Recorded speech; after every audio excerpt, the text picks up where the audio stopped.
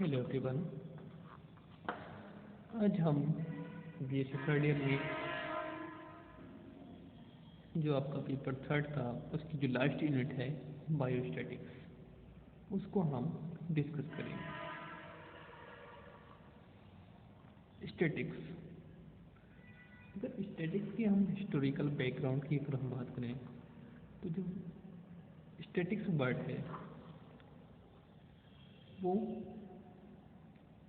Italian word से मिलकर बना है जिसका मतलब होता है स्टैटिस्ट या जर्मन वर्ड स्टैटिक्स,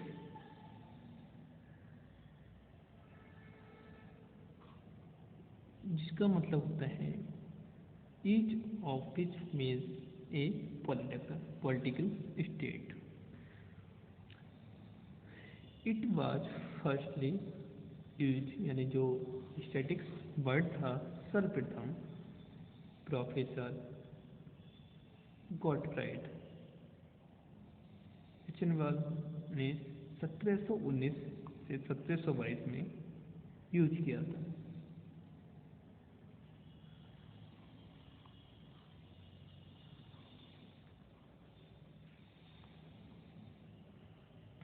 स्टैटिक्स की हमें आवश्यकता क्यों पड़ती है? स्टैटिक्स जो है हमें जितने भी डेटा होते हैं, चाहे वो आपका मैथमेटिकली हो या फिर गवर्नमेंट में लिए कुछ रिकॉर्ड रखना हो, जैसे जनसंख्या का रिकॉर्ड रखना है या फिर किसी कंपनीज में जो मटेरियल का प्रोडक्शन हो रहा है, कितनी लेबर वहाँ पे वर्क कर रही है, उनका क्या क्या वो जो वर्क कर रहे हैं उसको कैलकुलेट करने के लिए स्टैटिक्स का यूज किया जाता है। गवर्नमेंट रिकॉर्ड की बात करें थे, गवर्नमेंट रिकॉर्ड में are the earliest foundation because all cultures with a recorded history had recorded statics, and the recording as far as is known were done by agents of the government of governmental purpose। Mathematics की बात करें जाए तो statics is said be a branch of applied mathematics. जो applied mathematics होता है इसमें statics को यूज किया जाता है। एक फेमस मैथमेटिशियन थे जो कि जेम्स बर्नौली 1654 से 1705 में।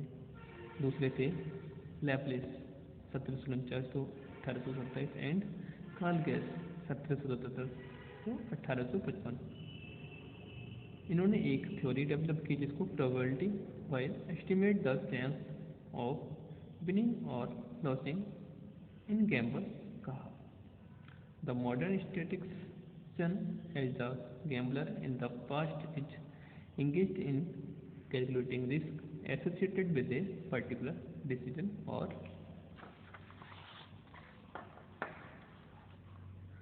course of action.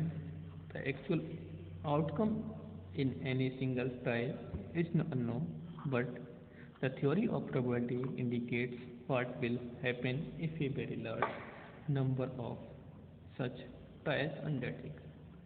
अगर हम डेफिनेशन की बात करें,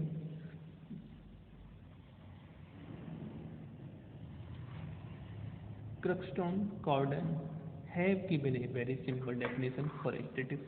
यानी जो क्रक्सटन थे और कॉर्डन थे, इन्होंने एक सिंपल सी डेफिनेशन दी। इन्होंने क्या बताया? स्टैटिक्स में be defined as the collection, classification, presentation, analysis and interpretation of numerical data. यानी स्टैटिक्स में कलेक्शन, यानी जो डेटा का हम कलेक्शन करते हैं, क्लासिफिकेशन उसको किस तरीके से क्लासिफाइड किया जाता है, प्रेजेंटेशन हम उसको किस तरीके से प्रेजेंट कर सकते हैं, एनालाइज मतलब उसकी किस तरीके से गणना करते हैं, और इंटरप्रिटेशन किसके अंतर्गत करते हैं? स्टैटिक्स के अंतर्गत। अब हम बात करने जा रहे हैं कैरेक्टरिस्टिक्स ऑफ स्टैटिक्स, यानी जो स्टैटिक्स है उसके क्या क्या कैरेक्टरिस्टिक्स होने चाहिए। Statics is the aggregate of facts, Statics is the numerically expressed. Statics is usually affected by the multiplicity of cause and not by single cause. Statics must be related to some field of inquiry. अब हम बात करते हैं biostatics, जो आपको study करना है। Biostatics की डेफिनेशन की अगर हम बात करें तो the statical method applied to biological problems is called as biostatics. यानी द स्टैटिकल मेथड्स अप्लाइड, ऐसा statical method to biological problem जो कि बायोलॉजिकल प्रॉब्लम को सॉल्व करे is called as biostatics.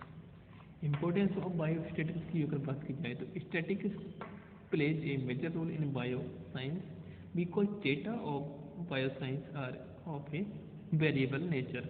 It is difficult to draw conclusions from biological experiments because of inherent difference between two individuals। यानी दो individuals के बीच हमें अगर डिफरेंस देखना है तो वहाँ पर हमें बायोस्टैटिक्स की आवश्यकता पड़ती है। Homozygous twins are even not exact same in physiology and behaviour. अब हम बात करते हैं एप्लीकेशन की, यानी जो बायोस्टैटिक्स है उसके क्या क्या एप्लीकेशन है। तो इन फिजियोलॉजिकल एंड एनाटॉमी, यानी फिजियोलॉजी और एनाटॉमी में क्या इसके एप्लीकेशन है। To define what is normal और healthy in a population and to find limits of normality in variables. Next, to find the difference between the mean and proportion of normal at two place or in different periods. Next, to find out correlation between two variables in x and y such as height and weight. In pharmacology, यानी जो pharmacology में biostatics का क्या role है। तो to know the action of drug, it drug given animal and humans to observe the change produced or due the drug or by hence.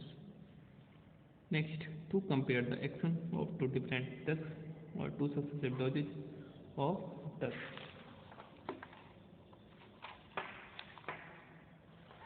Medicine की अगर बात की जाए, to compare the efficiency of a particular drug for the percentage of cured and died in the experiment and control group in done. To find out an association between two attributes such as cancer and smoking।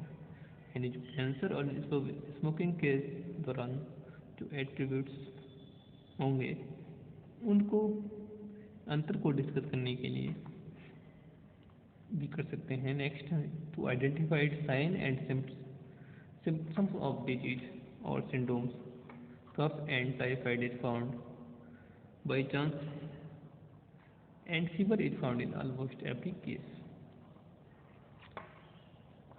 अब बात करते हैं हम statistical terms and symbols, यानी जो हम statics के दौरान मीन, मीडियन, मोड्स, का स्क्वायर, स्टूडेंट टी टेस्ट आदि जो हम पढ़ेंगे तो उसमें कुछ टर्म तथा सिंबल्स की हमें आवश्यकता पड़ेगी, तो उनको हमें पता होने चाहिए। तो कौन कौन से सिंबल्स हैं जो इसमें जनरली यूज किए जाते हैं।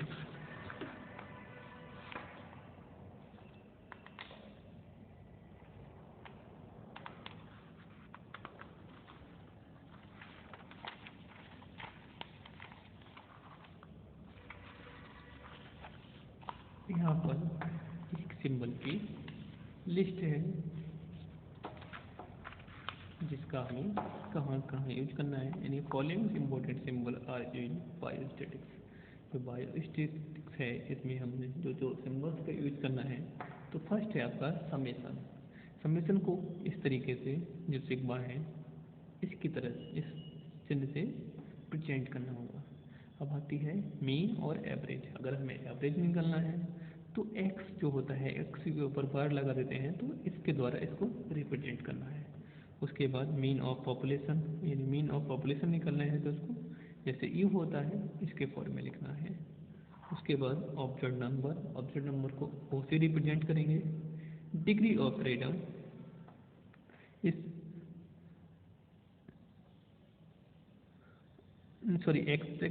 एक्सपेक्टेड नंबर को ई से, डिग्री ऑफ फ्रीडम इसको डी एफ से करेंगे।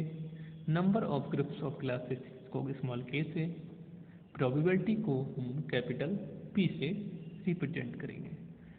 डेविएशन यानी जो डेविएशन है इसको हम एक्स बार एक्स से करेंगे। उसके बाद आता है फ्रीक्वेंसी को हम एफ से डिनोट करेंगे। उसके बाद आती है मोड, तो मोड को एम जीरो से, मीडियन को एम से, ज्योमेट्रिक मीन को जी एम से, मीन डेविएशन को